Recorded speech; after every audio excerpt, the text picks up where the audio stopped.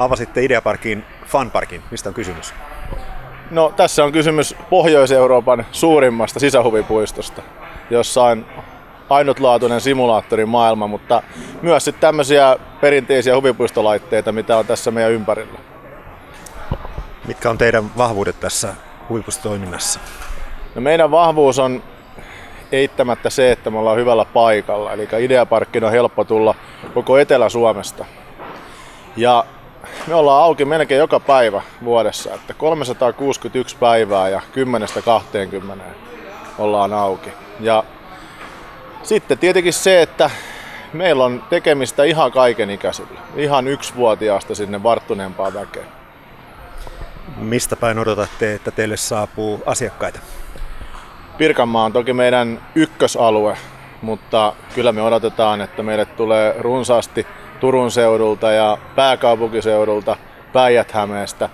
Ja sitten kolmantena toki ihan koko Suomesta, ja täytyy muistaa, että esimerkiksi idästä päin Suomeen tuo turismi kasvaa koko ajan. Kuinka monta laitetta täällä kaiken kaikkiaan on? Meillä on laitteita täällä useita kymmeniä, että jos laskee erilaiset tämmöiset hienommat pelit, mitkä alkaa olla jo aktiviteetteja, niin sillä lailla laskien päästään sinne 7-80 laitteeseen. Tämmöisiä, mitkä me ollaan nimetty meidän huvipuistokartassa erilliseksi aktiviteettialueeksi, niin niitä lienee 34. Kuinka paljon odotatte kävijöitä ensimmäisen vuoden aikana? 500 000 kävijää ekan vuoden aikana, ja sitten 2-3 vuoden sisään päästään 1 miljoonaan vuosikävijää. Onko uusia laitteita tulossa tässä ajankuluessa?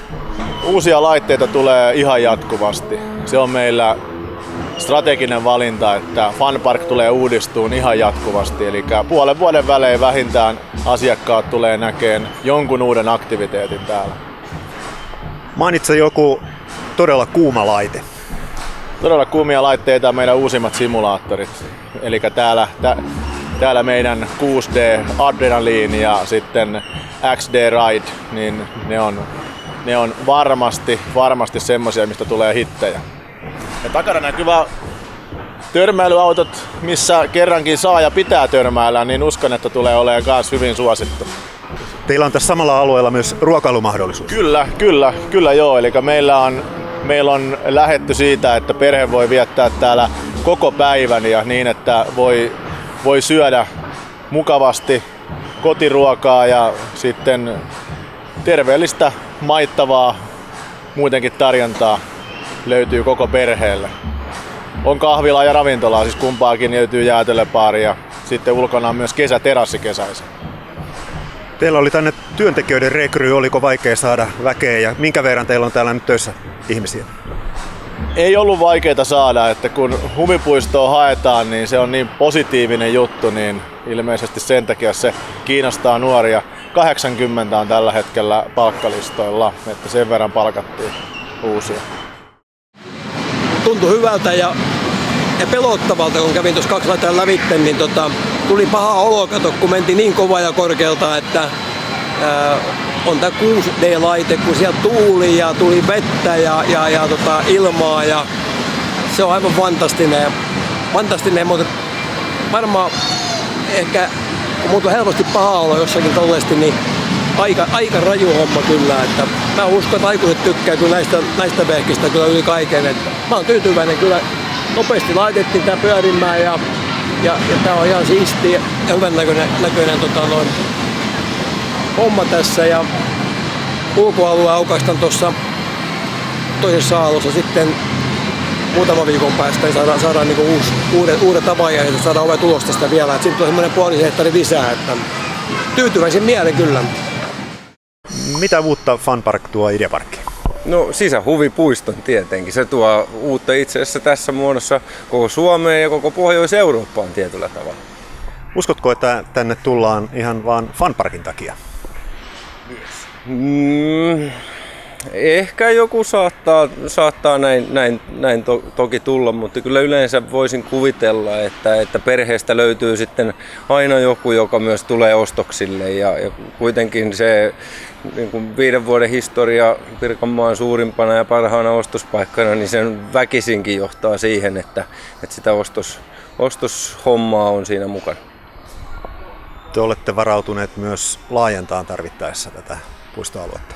Toki me ollaan Ideaparkkia oltu valmiita laajentaa jo pitkän aikaa ja koskee myös tätä puistoa, että mikäli tarve tulee, niin joko tässä maan pinnalla tai maan alla sitten laajennetaan asioita.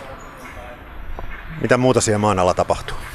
Maan alla tapahtuu tällä hetkellä hyvin vähän. Siellä on väestösuoja on käytössä. Saatiin tuossa ensimmäisellä kvartaalilla asiat siihen kondikseen ja nyt tätä niin sanottua normaalin ajan käyttöä suunnitellaan huvipuisto näkökulmasta. Konesaliasioista on puhuttu, kun on kyseessä tämmöinen S3-luokan kalliosuoja, niin se on herättänyt kiinnostusta sitten erinäisten toimijoiden suhteen.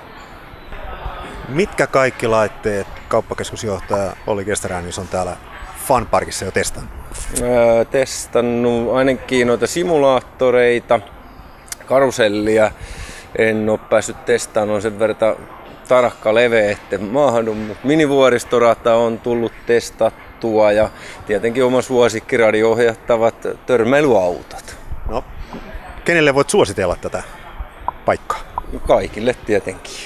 Lapsiperheet on toki siinä niin kuin tavallaan keihäänkärkenä meillä, että löytyy varsin paljon kattavasti aktiviteettia sieltä 2-3-vuotiaasta ihan teineihin ja sitten tietenkin aikuisiin saakka. Että tässä on aika hyvin mun mielestä Funpark löytänyt semmoisen yhdistelmän, että on niin kuin koko perheelle myös niin kuin yhteistä tekemistä ja kokemista, että vanhempien ei tarvi, niin kuin tuossa joku juuri sanoi, että ei tarvitse vaan lehteä lueskella ja odotella. Että tässä on niin kuin yhteisen tekemisen paikka kyllä aika laajasti. Onko se laitehullu? Olen mä hiukan laitehullu ja mä oon tää paremminkin tunnelmahullu. Minkälainen tunnelma Funparkissa? No nyt on tosi hyvä. Ihmisiä on aika paljon ja avajaispäivä ja tuntuu, että lapset nauttii ja se tässä tietysti tärkeää onkin. Tää on ollut sen verran pitkä projekti, että täytyy kyllä sanoa, että tämä tunne on uskomaton, kun näkee, että tämä on tehty niin pitkään ja hartaasti ja välillä on tullut sellainen olo, että tuleeko tämä koskaan valmiiksi. Ja kyllä tämä erikoisen hieno fiilis.